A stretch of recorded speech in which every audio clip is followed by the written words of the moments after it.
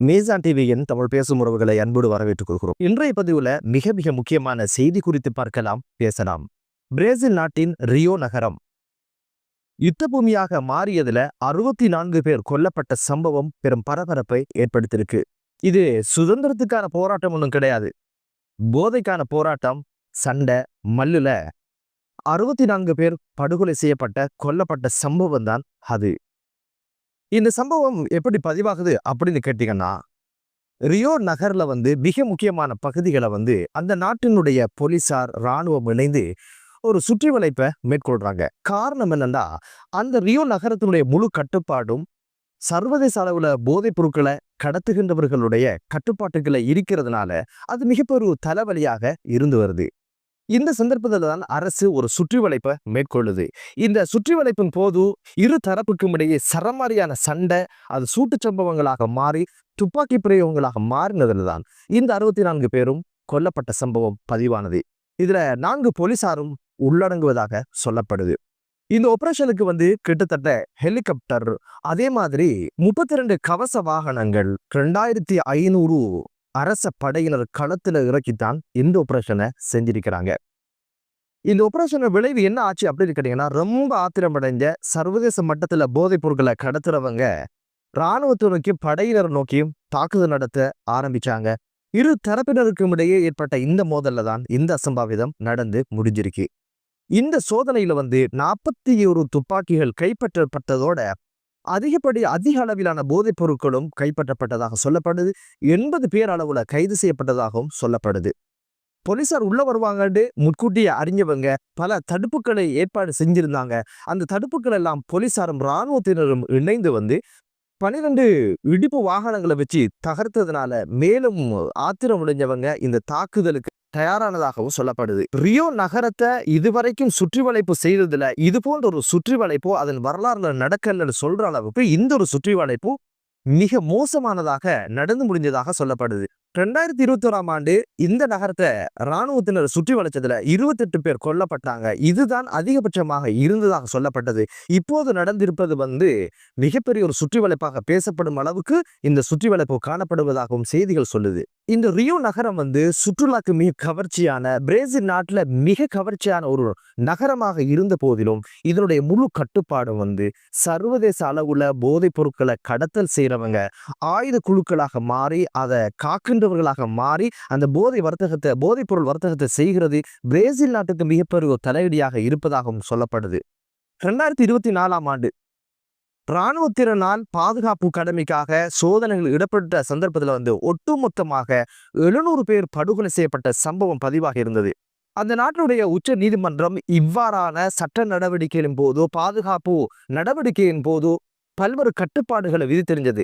பாடசாலையை சுற்றி இருக்கின்ற பகுதிகளில், வைத்தியசாலையை சுற்றி இருக்கின்ற பகுதிகள் எல்லாம் இது போன்ற சோதனைகளை, இது போன்ற நடவடிக்கைகளை மேற்கொள்ளக்கூடாது என்ற தடையை விதித்திருந்தது. சென்ற ஆண்டு அந்த உச்ச நீதிமன்றம் அதற்கான தடையும் கட்டுப்பாடையும் நீக்கியதாகவும் சொல்லப்பட்டது. அதே நேரம் இவ்வாறான சுற்றி வளைப்புகளை சர்வதேச மனித உரிமை குழுக்கள் என்ன சொல்றாங்கன்னா, இதை பயங்கரமாக விமர்சிக்கிறாங்க.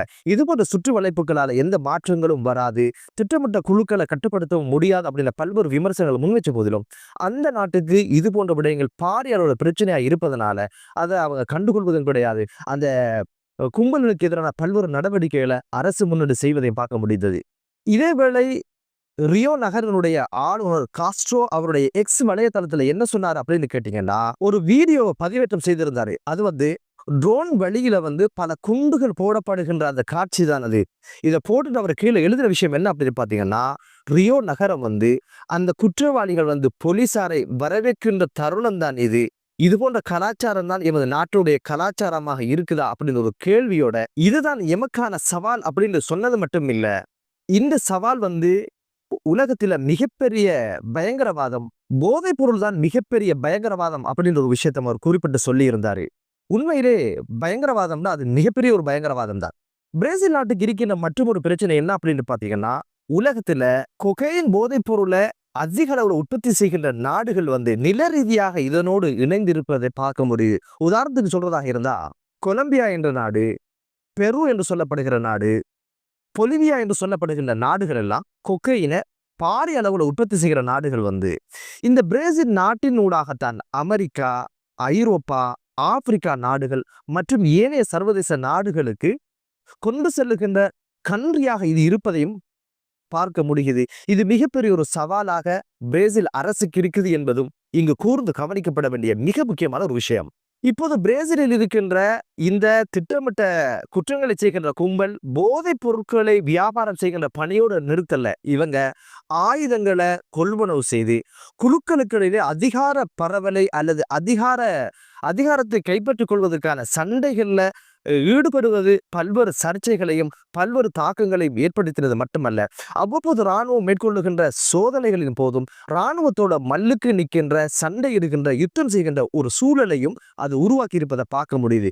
இதுல குறிப்பிட்டு சொல்வதாக இருந்தால் ரியோ நகரை மையப்படுத்தி இயங்குகின்ற சிவி எனப்படும் மிக முக்கியமான ஒரு கும்பல் பாரிய அளவுல போதை வர்த்தகத்துல ஈடுபடுவதாகவும் ஒரு ஆயுத கலாச்சாரத்தோட பயணிப்பதாகவும் சொல்லப்படுது. மற்றொரு அமைப்பு எது அப்படின்னு பாத்தீங்கன்னா PCC என்று சொல்லப்படுகின்ற ஒரு அமைப்பு. இதுவும் பெரிய அளவுல குற்றச் செயல்களோடு சம்பந்தப்பட்ட பாரிய அளவுல போதைப் பொருட்களை வர்த்தகம் செய்கின்ற ஒரு அமைப்பாக சொல்லப்படுது. இவங்களும் ஒரு ஆயுத கும்பலாக செயல்படுவதாகவும் செய்திகள் சொல்லுது. மற்றொரு அமைப்பு தான் ஃபாவலெஸ் என்று சொல்லப்படுகின்ற மற்றொரு அமைப்பு. போதை வர்த்தகத்தோடு மட்டுமல்ல, ஆயுதங்களோடும் இவர்கள் பல்வேறு தரப்புகளோடு சண்டையிடுகின்ற மல்லுக்கு நிற்கின்ற ஒரு சூழலும் அங்கு உருவாகி இருப்பதாக சொல்லப்படுது. இப்படி பல்வேறு பெயர்களை வச்சுக்கொண்டு போதை வர்த்தகங்களில் ஈடுபடுவதோடு மட்டுமல்ல, இதுக்கு எதிராக அரசு ஏதாவது நடவடிக்கை எடுக்குமாக இருந்தால் அந்த அரசுக்கு எதிராக ஆயுதமேந்தி போராடுகின்ற சூழலும் அங்கு உருவாகி இருப்பதாகத்தான் செய்திகள் சொல்லுது. தற்போது அமெரிக்காவுக்கு இருக்கின்ற மிகப்பெரிய சவால் என்ன அப்படின்னு கேட்டீங்கன்னா, தென் அமெரிக்கா நாடுகள் எல்லாம் பயங்கரமான போதை வர்த்தகத்துல இருப்பதனால அமெரிக்காக்குள்ள போதை வர்த்தகம் நடக்கிறது மிகப்பெரிய ஒரு சவாலாக இருப்பதனால திடீரென்று டொனால்ட் ட்ரம்ப் அதிரடியான ஒரு நடவடிக்கை எடுத்ததை பார்க்க முடிந்தது. அதுதான் கொலம்பியா நாட்டினுடைய அதிபருக்கு எதிராக, அவருடைய மனைவிக்கு எதிராக, அவருடைய மகனுக்கு எதிராக, அந்த நாட்டினுடைய உள்துறை அமைச்சருக்கு எதிராக பொருளாதார தடையை இப்போது வாஷிங்டன் எடுத்திருப்பது என்பது இப்போது சர்வதேச ஊடகங்கள்ல மிகப்பெரும் செய்தியாக மாறி இருக்குது. இந்த பொருளாதார தடைக்கான காரணம் என்ன அப்படின்னு பாத்தீங்கன்னா, போதைப் பொருளை தடுக்கிறீங்கல்ல, அதுக்கு எதிரான செயற்பாடுகளை நீங்க எடுக்கிறீங்கல்ல, செயற்திட்டங்களை நடைமுறைப்படுத்துறீங்க இல்ல, உங்களோட அரசு மௌனமாக இருக்குது, நீங்களும் இதுக்கு அனுமதி கொடுத்தது போலதான் அது இருக்குது அப்படின்னு சொல்லியும் கொகைன் போதைப் பொருளை உற்பத்தி செய்கின்ற விஷயத்துல அதை தடுக்கிறதுக்கான எந்த முனைப்பையும் உங்களோட அரசு செய்தில்லை பல்வேறு குற்றச்சாட்டுகளை வச்சுதான் வாஷிங்டன் இப்போது இந்த நடவடிக்கையை எடுத்திருப்பதாக சொல்லப்படுது. இப்படியான பொருளாதார தடையில இந்த கொலம்பியா நாட்டுக்கு என்ன ஏற்பட போகுது அப்படின்னு கேட்டீங்கன்னா, அமெரிக்காவினுடைய நிதி உதவிகள் கிடைக்காமல் போகும். அமெரிக்கா வழங்குகின்ற விசாவை முற்றாக தடை செய்திடும் அமெரிக்கா. அதே போல இந்த குறித்த நபர்களுடைய சொத்துக்கள் அமெரிக்காவில் இருக்குமாக இருந்தால் அந்த சொத்துக்கள் எல்லாம் உடனடியாக அமெரிக்கா முடக்கம் செய்கின்ற ஒரு விஷயம்தான் இதில் இருக்கின்ற ஒரு ஆபத்தான விடயமாக பார்க்கப்படுது. இது குறித்து கொலம்பியா நாட்டினுடைய அதிபர் என்ன சொன்னார் அப்படின்னு கேட்டீங்கன்னா, 10 ஆண்டுகள் இதுக்காக போராடி போதைப் பொருளுக்கு எதிரான பல்வேறு திட்டங்களை செஞ்ச எங்களுக்கு இப்படியான ஒரு நடவடிக்கையை அமெரிக்கா எடுத்திருப்பது என்பது பாரபட்சமான ஒரு விடயம், அநீதியான ஒரு விடயம் என்று சொன்னது மட்டுமல்ல, இந்த விடயத்தை கண்டிப்பதாகவும் கொலம்பியாவினுடைய அதிபர் சொல்லியிருந்ததையும் பார்க்க கிடைத்தது. எனவே தென் அமெரிக்க நாடுகளால் உருவாக்கப்படுகின்ற இந்த பிரச்சனைகள் நெடுதூரம் பயணிப்பதனால இப்போது அமெரிக்கா அவ்வப்போது கொலம்பியாவினுடைய படகுகள் கடலை கடக்கின்ற பொழுது சர்வதேச கடல் பரப்புல வச்சு அமெரிக்க தாக்குதல் நடத்தி அவைகளை அழிக்கின்ற ஒரு வேலையும் செய்து வருவதாக சொல்லப்படுது. அதுக்கு மேலாக வெனிசுலா நாட்டினுடனான ஒரு போருக்கு இப்போது தயாராக இருப்பதாக சொல்லப்படுது.